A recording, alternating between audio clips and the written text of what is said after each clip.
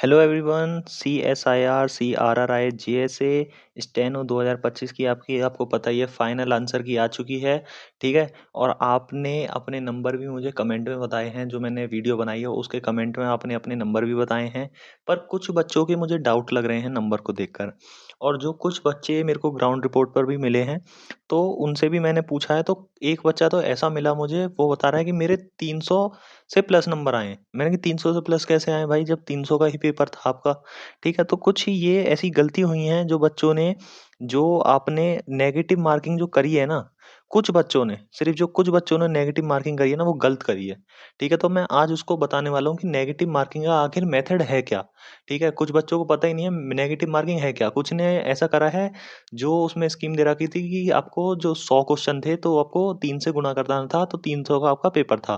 पर कुछ बच्चों ने उसको 3 से तो गुणा कर दिया, पर नेगेटिव वालों को नेगेटिव नहीं कर रहे। कोई अपने आप कोई नॉर्मलाइजेशन दे रहा है, कोई पॉइंटों में आंसर बता रहा है। मैंने पॉइंटों में कैसे आए भाई? तो कहा नॉर्मलाइजेशन में, नॉर्मलाइजेशन कहाँ मिल गया अभी? अभी तो कोई मिला ही नहीं है। जब आपका कोई रिजल्ट आएगा जब तो आपको कोई नॉर्मलाइजेशन मिलेगा। अभी आपके रॉ स्कोर आए हैं। ठीक है। तो ये ऐसे ही बता रहे हैं। ठीक है। और अभी जो कुछ बच्चों ने चैलेंज भी करे हैं कुछ क्वेश्चनों में, जैसे 16 तारीख की उसमें शिफ्ट में बता रहे हैं कि एक गलत है। ठीक है। तो उसमें भी देखते हैं अभी क्या संशोधन होता है, और संशोधन होने के बाद आपके जो आंसर की है दोबारा भी आ सकती है, और उसमें आपके नंबर दोबारा घट बढ़ भी सकते हैं, उसमें कोई डाउट है नहीं। पर आपकी जो नेगेटिव मार्किंग कुछ बच्चों ने करी है, और जिन्होंने भाई करी भी है ना, तो एक बार इस वीडियो को पूरी देख लेना कि नेगेटिव मार्किंग आपको करनी कैसी थी। ठीक है। तो मैं आपको बताने वाला हूँ, जैसे 1/3 और 1/4 आपकी दोनों में अलग-अलग थी। ठीक है। और मार्क्स कैसे कैलकुलेट करने हैं आपको, मैं ये सब चीज़ों के बारे में आज आपको इस वीडियो में बताने वाला हूँ, तो पूरी वीडियो देख लेना। तो आपको मैं बता दूँ, जेएसए में जो आपका था, उसमें क्या था, आपकी 1/3 की जो थी नेगेटिव मार्किंग थी, मतलब 0.33। ठीक है। इतनी आपकी नेगेटिव मार्किंग थी। जैसे आपका जो पेपर था, आपका पेपर आपका 100 नंबर का था। ठीक है। उसकी गुणा हम 3 से करें, तो आपका 300 का, आपका 300 नंबर का आपका पेपर हो गया। 100 क्वेश्चन थे, 3 से गुणा करना है, तो 300 नंबर का आपका पूरा एग्ज़ाम हो गया। ठीक है। और पहला इसमें कोई वो था ही नहीं, तो पहला के भाई पहले की भी कट ऑफ बहुत बता रहे हैं कि 200 में से इतने, 200 में से इतने। 200 में भाई कुछ नहीं, आपको सिर्फ ये देखना है कि आपके क्वालिफाइंग मार्क्स 40 थे, 40% लाने थे, और आपके 40% अगर आ गए हैं, तो आपको उस मार्क्स को कोई देखना ही नहीं है, क्योंकि वो नहीं जुड़ेंगे। क्योंकि कुछ बच्चों ने मेरे को जो कमेंट करे हैं उसमें ऐसा बताया पेपर 1 में हमारे इतने और पेपर 2 में हमारे इतने, और इजिकल टू इतने। तो ऐसा नहीं है भाई, पेपर 1 के कोई मार्क्स नहीं जुड़ेंगे, सिर्फ पेपर 2 से ही आपकी फाइनल कट ऑफ बनेगी। ठीक है। सबसे पहली बात तो ये आप जान लो। ठीक है। और आपका जो, जैसे मैं आपको अंदाज़ा बता दूँ, जैसे कुछ बच्चों ने 80 नंबर का पेपर पूरा अटेम्प्ट किया, और 100 में से, और मतलब इतने ही क्वेश्चन उनके सही हैं, और 20 नंबर उनके गलत हो गए। ठीक है। जैसे 20 नंबर उनके गलत हो गए, तो 80 की अगर 3 से गुणा करेंगे तो आपके 240 नंबर बनेंगे। ठीक है। 240 बनेंगे। तो इसमें से ये 20 भी आपको घटाने हैं, जो आपके 20 गलत हैं, क्योंकि एक गलत होने पे, एक क्वेश्चन गलत होने पे एक नंबर आपका माइनस हो रहा है। तो आपको 240 में से 20 नंबर घटाने हैं, तो आपके 220 ही नंबर बनेंगे। ठीक है। तो ऐसे आपका इसमें जो है नेगेटिव मार्किंग हुई है। जैसे एक और एग्जांपल लेते हैं, जैसे 100 नंबर का आपका पेपर था, 100 क्वेश्चन का आपका पेपर था। ठीक है। किसी ने 94 अटेम्प्ट किए, अटेम्प्ट हैं क्वेश्चन। ठीक है। और उसके इसमें से 60 क्वेश्चन इसके सही हो गए किसी बच्चे के। उसे गुणा 3 से करना है आपको। ठीक है। जो कि आपके 180 नंबर बनेंगे। ठीक है। 180 नंबर आपके पूरे बनेंगे।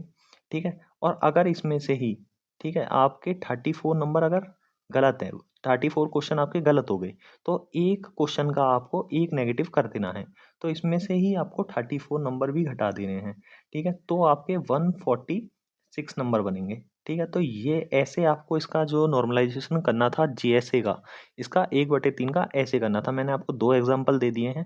ठीक है। जिन बच्चों का गलत है वो अभी एक बार जाके इसे दोबारा कर लेना, इसी मेथड को, और चेक कर लेना कि आपके नंबर कितने हैं। पहले 3 से गुणा करनी है, और जो क्वेश्चन आपके गलत हैं वो 3 से गुणा करने के बाद आपको काटने हैं। ठीक है। और आपकी अगर बात करी जाए स्टेनोग्राफर की, तो भाई स्टेनो में आपकी 1/4 की है, कि मतलब जैसे आपने 40 क्वेश्चन आपने गलत करे, तो 40 में आपको 4 का भाग दे देना है। ठीक है। तो आपके कितने क्वेश्चन नेगेटिव में हो गए? 10 नंबर। ठीक है। तो ये आपका ऐसे होगा। 1/4 की तो आपको पता है एसएससी में कैसे होती है। 1/3 में ही बच्चों को बहुत ज़्यादा कन्फ्यूज़न था। 1/3 का समझ नहीं आ रहा था कि क्या करना है। उन्होंने सोचा कि 3 क्वेश्चन अगर हमारे गलत हो गए, तो हमें क्या और कैसे काटना है, क्या काटना है, उन्हें समझ ही नहीं आ रहा था 1/3 में।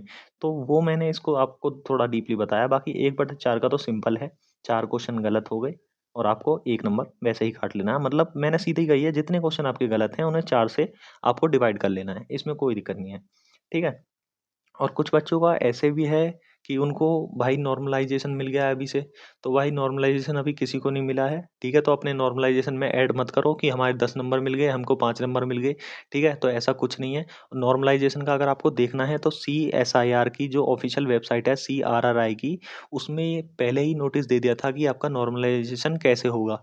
अगर जिस बच्चे ने भी वो नोटिस नहीं देखा है तो मुझे बता देना कमेंट में, मैं उसको भी आपको फुल डिटेल वाइज़ पूरे नोटिस को समझा दूँगा कि आपको नॉर्मलाइज़ेशन कैसे मिलना है। उन्होंने उसका एक फ़ॉर्मूला दिया है, जो फ़ॉर्मूला अगर जिस बच्चे को भी समझ नहीं आ रहा हो वो मुझसे बता देना, तो मैं उसकी भी वीडियो बना दूँगा या उसे कैसे भी कमेंट में समझा दूँगा, पर समझा ज़रूर दूँगा, ठीक है?